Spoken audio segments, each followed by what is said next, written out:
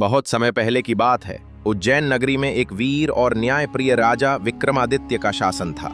राजा अपनी बहादुरी, न्यायप्रियता और चतुराई के लिए प्रसिद्ध था। एक दिन एक तांत्रिक योगी राजा के दरबार में आया। वो कई दिनों तक राजा को हर दिन एक आम का फल भेंट करता रहा। एक दिन गलती से वो फल टूट गया और उसके अंदर से एक कीमती रत्न निकला। राजा को समझ आ गया कि योगी साधारण व्यक्ति नहीं है। राजा ने योगी से इसका कारण पूछा। योगी ने कहा, हे राजन, मैं एक विशेष साधना कर रहा हूँ। इसके लिए मुझे एक मृत शरीर चाहिए जो पीपल के पेड़ पर उल्टा लटका हुआ है। लेकिन वो मृत शरीर बेताल नामक भूत का निवास स्थान है। वो बड़ा ही चालाक है और साधारण इंसान उसे वहां से हिला भी नहीं सकता। आप ही मेरी सहायता कर सकते हैं। अगर आप मुझे वो शव ला देंगे तो मैं आपको अमूल्य वरदान दूंगा। राजा विक्रम ने योगी का अनुरोध स्वीकार कर लिया। अमावस्या की रात राजा अपने तलवार और मंत्र बल के साथ शमशान भूमि की ओर चल पड़ा। चारों ओर भयानक अंधकार था। पेड़ पर बेताल का शव उल्टा लटका हुआ था। राजा ने बिना डरे उस शव को कंधे पर उठाया और योगी के पास ले जाने के लिए चल पड़ा। लेकिन बेताल चालाक था। वो बोला, राजा विक्रम, रास्ता लंबा और कठिन है। मैं आपको एक कहानी सुनाता हूँ।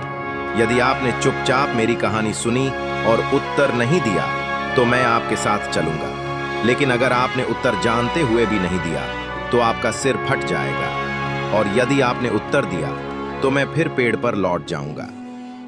राजा ने सहमति दी और बेताल ने अपनी पहली कहानी शुरू की। बेताल की पहली कहानी। एक राजा के दरबार में दो बहादुर योद्धा थे। दोनों में से एक ने अपने राजा की रक्षा करते हुए जान दे दी। दूसरा राजा के कहने पर अपनी जान देने के लिए तैयार था, लेकिन राजा ने उसे रोक दिया।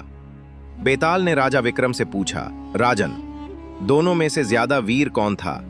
राजा विक्रम ने उत्तर दिया, वो योद्धा जिसने बिना किसी झिझक के राजा के लिए अपनी जान दे दी, वो सबसे बड़ा वीर है। कर्तव्य की खातिर अपने प्राण देना ही सच्ची बहादुरी है।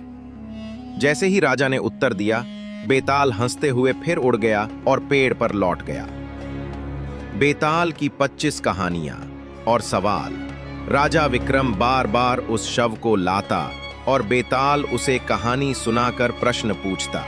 हर बार राजा सही उत्तर देता और बेताल फिर पेड़ पर लौट जाता। लेकिन राजा ने हार नहीं मानी। वो हर बार वापस जाता और बेताल को अपने कंधों पर उठाकर लाता। इन कहानियों में राजा को जीवन, नैतिकता, न्याय और कर्तव्य से जुड़ी गहरी दुविधाओं का सामना करना पड़ता। राजा के हर उत्तर से बेताल को विश्वास होने लगा कि विक्रम एक सच्चा और न्यायप्रिय राजा है। तांत्रिक का रहस्य।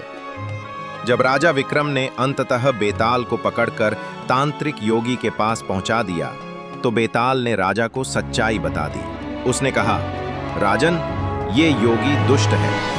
वह इस शव का बलिदान करके महान शक्ति पाना चाहता है और फिर आपको भी मार देगा। लेकिन आप चिंता न करें। जब वह आपको झुककर प्रणाम करने को कहे तभी आप उसकी तलवार से उसका सिर काट दीजिए। राजा विक्रम ने बेताल की बात मानी। जैसे ही योगी ने प्रणाम करने को कहा, राजा ने उसकी तलवार से उसका सिर धड़ से अलग कर दिया। जब बेताल का आशीर्वाद। योगी के मरते ही उसकी सारी काली शक्तियां नष्ट हो गईं। बेताल बोला, हे राजन, आपने न केवल मेरी रक्षा की बल्कि एक दुष्ट योगी के छल को भी समाप्त कर दिया। मैं आपकी चतुराई और साहस से प्रसन्न हूं। आप सदा के लिए अमर कीर्ति और सुख समृद्धि प्राप्त करेंगे। इतना कहकर बेताल अदृश्य हो गया। राजा विक्रम अपने राज्य लौटे और न्यायपूर्वक शासन करने लगे। जब कहानी की सीख। इस कहानी से हमें सीख मिलती है कि कठिन परिस्थितियों में भी धैर्य और विवेक से काम लेना चाहिए।